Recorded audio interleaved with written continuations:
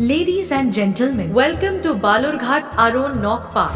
এই পার্কটা যে চেনে না সে হয়তো মাছ ভাজা খেতে জানে না, না মানে মাছ ভাজা উল্টে খেতে জানে না। আর মাছ ভাজা খেতে না জানলে ঠিকানাটা বলে দিই, বালুরঘাট রামকৃষ্ণ মিশন থেকে ভেতরে বা জেলখানা যেতে ঢুকতেই তোমাকে প্রথমে স্বাগতম জানাবে বড় একটা পেঁচা। একটু ভেতরে গেলে দেখতে পারবে সুন্দর সুন্দর ময়ূরের পিলা। তারপর গণেশ ঠাকুর তোমাদের বলবে আয় আয়, মজা তো তোরাই করছিস, আমরা তো শুধু হিসাব করছি কে কয়টা ধরলো আর ছাড়লো।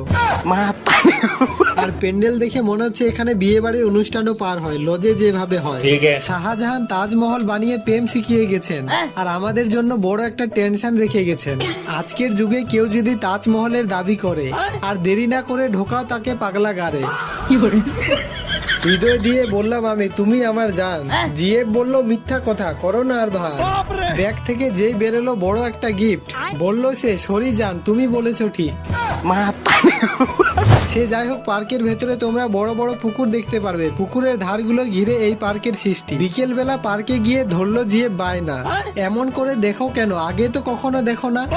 আমি বললাম তাকিয়ে আছি তোমার গালের ওপর, রক্ত খেতে বসেছে মশা, মারবো আমি থাপড়। পার্কের ব্যাপারে আর কি বলবো, অনেকে হয়তো চিনে গেছে ওই পার্কটাকে। বালুরঘাটের প্রেমিকদের জন্য এটা একটা প্রফেশনাল পার্ক।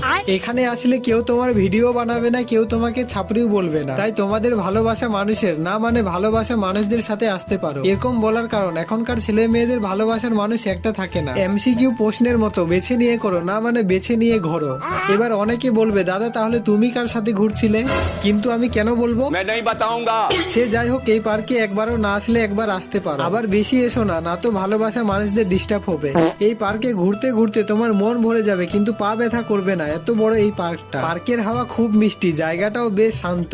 ঘুরতে ঘুরতে জিএফ হলো ভীষণ রকম ক্লান্ত। বললো সেই ফুচকা খাবো সাথে আইসক্রিম চাই। মানি ব্যাগটা কেঁদে বললো পালাই চলো ভাই।